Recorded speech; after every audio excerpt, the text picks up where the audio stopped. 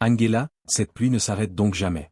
Pourquoi restes-tu plantée là, à l'intérieur, toute frissonnante comme une feuille sous l'orage? Si je ferme la cantine maintenant, mes clients n'auront rien à manger ce soir. Regarde-toi, tu trembles de tout ton corps. Ça va passer, tante. C'est ce que tu disais hier aussi, quand à toi commencer. La vie, ma fille, elle ne prévient pas quand elle décide de s'installer dans les os. Tante Angela, le riz est prêt. Bien. Apporte les emballages. Certains sont pour les clients habituels. Les autres, ce sont encore pour la maison de William. La tante poussa un long soupir, chargé de tendresse et d'inquiétude mêlée. Oui. Chaque jour. Chaque jour que Dieu fait, cet homme et sa famille ne comptent plus que sur toi désormais. Nous ne formons qu'un, répondit Angela d'une voix douce mais ferme. Le Seigneur ne laissera pas mes efforts être vains.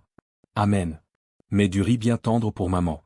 Beaucoup de sauce, mais retire un peu le piment. Son corps est encore fragile.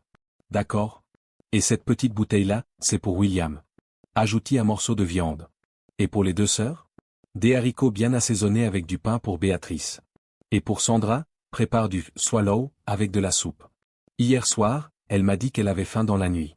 La tante s'arrêta un instant, les mains pleines de riz fumant, et regarda sa nièce avec une infinie douceur. Angela, tu te souviens de tous leurs détails comme ça? Quand on aime les gens, on se souvient des petites choses, tante. Et ton propre repas? Je mangerai plus tard. Mais hier aussi tu as attendu jusqu'à la nuit tombée. J'ai dit que je mangerai plus tard.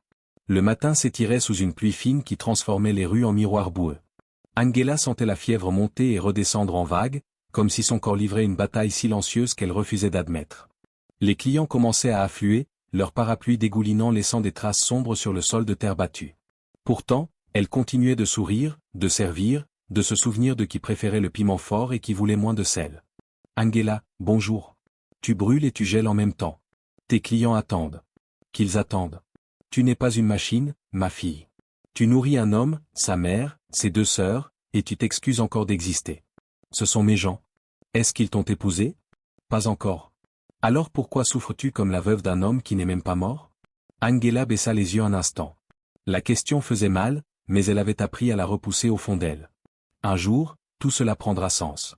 Dis-moi que ces paquets ne sont pas encore pour eux. Ils n'ont rien mangé depuis hier. Et toi, Angela, un jour c'est toi qu'on enterrera si tu continues ainsi. Je prie pour que ce jour arrive après que ton corps ait rendu l'âme, pas avant.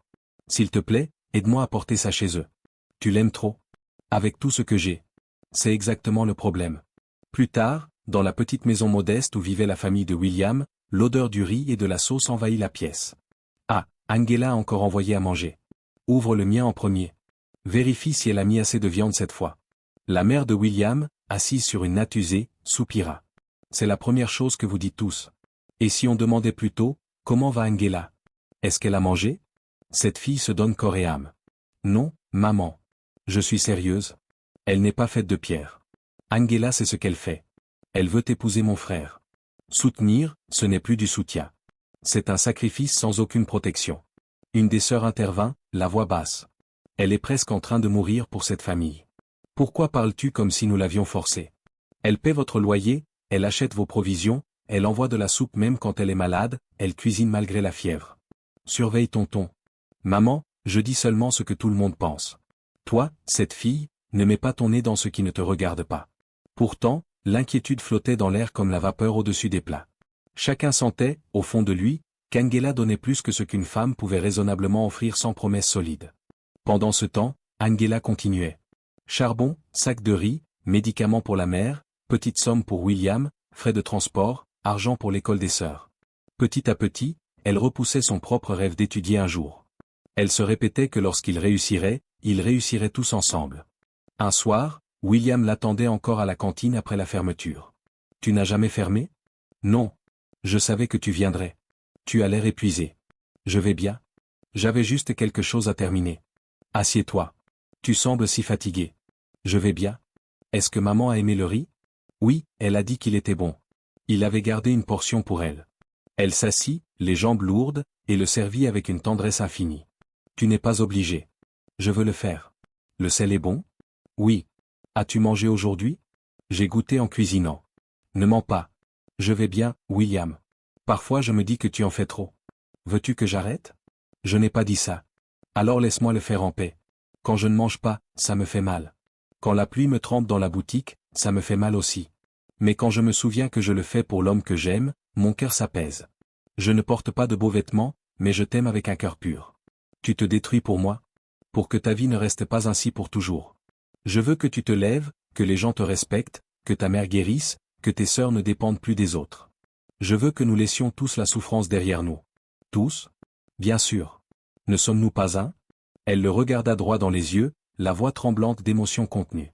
Je ne demande qu'une chose. Ne me laisse pas souffrir ainsi pour rien. Tu ne le feras pas. Promets-le-moi. Je te le promets. Regarde-moi dans les yeux et dis-le. Angela, je t'épouserai. Vraiment. Même si les gens rient parce que je ne suis pas encore éduqué. Même si tu ne ressembles pas à ces femmes raffinées. Même après toutes ces épreuves. À cet instant, elle sentit qu'elle pouvait porter n'importe quel fardeau. Les mois passèrent, rythmés par les mêmes gestes d'amour et de sacrifice. La santé de la mère de William se dégradait par moments. Angela puisait dans ses économies destinées à l'école pour payer les examens médicaux. Chaque fois, elle se disait, s'il se relève, je serai heureuse. Si sa famille va mieux, je serai heureuse. Mon tour viendra plus tard. Pourtant, autour d'eux, les murmures grandissaient. Dans le quartier, on parlait de cette jeune femme qui s'épuisait pour un homme qui tardait à tenir parole. Un après-midi, alors que William discutait avec des amis, l'un d'eux osa poser la question. Alors, quand le mariage avec Angela? Quel mariage? Celle qui est restée à tes côtés toutes ces années. Ce n'est pas rien. William détourna le regard. Essayer ne veut pas dire qu'elle convient à mon avenir. William, quoi? Angela est utile, oui. Elle a bon cœur. Mais comme épouse? Une épouse qu'on présente en public? Non. Elle est simple, illettrée, locale. Elle sent toujours la fumée et le piment.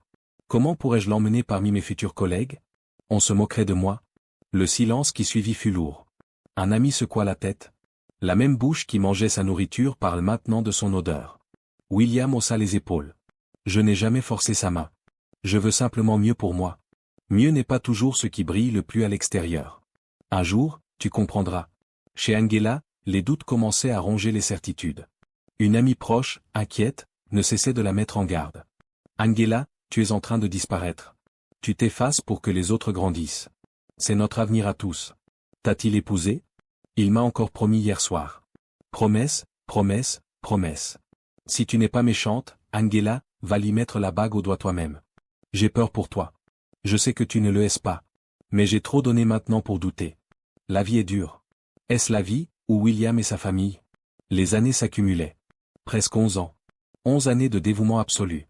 Angela sentait parfois son corps la trahir, tout persistante, fièvre, épuisement. Pourtant, chaque matin, elle se levait en priant pour que ce jour soit celui où tout changerait. Un jour, elle apprit par des rumeurs qu'une autre jeune femme, issue d'une famille aisée et éduquée, tournait autour de William. Des provisions plus raffinées arrivaient chez lui. Des promesses d'emploi grâce au père de cette fille circulaient. Angela sentit son cœur se serrer, mais elle refusa d'y croire pleinement.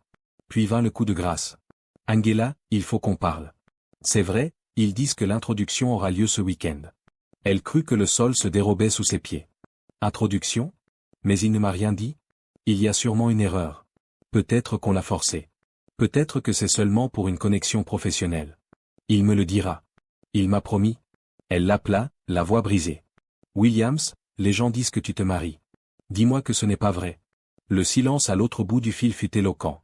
Angela, j'allais te le dire. Alors c'est vrai? C'est compliqué. Est-ce que tu l'épouses? Oui ou non? Oui. Le monde d'Angela s'effondra en cet instant. Toutes ces années de jeûne, de vente de ses biens, d'emprunts, de prières, de nuits sans sommeil, réduites à c'est compliqué. Elle se rendit chez lui malgré les supplications de ses amis.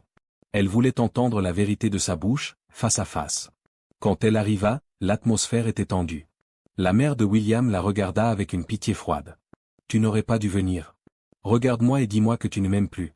Après tout ce que j'ai fait, tu ne m'expliques même pas? C'est terminé. J'étais là quand personne d'autre ne l'était. J'ai jeûné pour toi. J'ai vendu mes affaires. J'ai porté ta famille.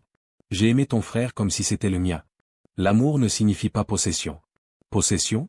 La mère intervint. Angela, tu n'es pas faite pour l'avenir que nous souhaitons à notre fils. Tu as essayé, mais la vie, ce n'est pas seulement cuisiner et souffrir. Angela sentit quelque chose se briser irrémédiablement en elle. Donc toutes ces années, je n'ai jamais été assez bien. Elle posa une dernière question, la voix presque éteinte. As-tu jamais eu l'intention de m'épouser? Le « non » tomba comme une sentence. Dehors, la pluie avait repris. Angela marcha longtemps, le corps secoué de sanglots qu'elle ne pouvait plus contenir. Elle rentra chez elle, s'effondra, et pour la première fois, laissa la douleur l'envahir entièrement. Mon Dieu, pourquoi m'as-tu laissé les aimer à ce point? Pourquoi m'as-tu permis de me verser tout entière comme cela? Quelques jours plus tard, les créanciers vinrent. La cantine, qu'elle avait agrandie en empruntant, devait être saisie. Elle vendit tout, ustensiles, tables, souvenirs. Chaque objet emportait un morceau de son histoire. Une voisine la trouva assise par terre, entourée de ses maigres affaires. Regardez cette tante. Si un homme vous utilise, souvenez-vous d'elle. Angela pleura longtemps, jusqu'à ce que les larmes se tarissent. Elle ne savait plus comment continuer à vivre. Pourtant, une amie fidèle refusa de la laisser sombrer. Tu ne mourras pas. Tu m'entends? Tout n'est pas perdu. Tu es encore là. Tout est parti. Pas tout. Tu es encore là. Angela, écoute-moi bien. Ce n'est pas la fin de ton histoire. Ça y ressemble, mais ce n'est que le début d'un nouveau chapitre. Avec le peu qui lui restait, et grâce à la générosité discrète de quelques personnes qui avaient observé son courage en silence, Angela commença à se reconstruire. Elle s'inscrivit à des cours d'éducation pour adultes. Au début, elle se sentait trop brisée, trop vieille. Mais elle se répétait chaque jour, « Je ne suis pas trop vieille. Je suis seulement trop blessée. Et les blessures peuvent guérir. » Elle transforma sa douleur en détermination. Elle étudia avec une rage tranquille, refusant de redevenir celle qui s'effaçait pour les autres. Cette fois, elle choisissait d'abord elle-même. Peu à peu, l'ancienne Angela, celle qui donnait tout sans rien recevoir, laissa place à une femme plus forte, plus lucide, capable de reconnaître sa propre valeur. L'histoire d'Angela n'était pas celle d'une victime éternelle. C'était celle d'une femme qui, après avoir tout donné par amour, apprit enfin à s'aimer elle-même. Et dans cette renaissance douloureuse mais authentique, elle découvrit une liberté qu'aucune promesse non tenue n'avait jamais pu lui offrir.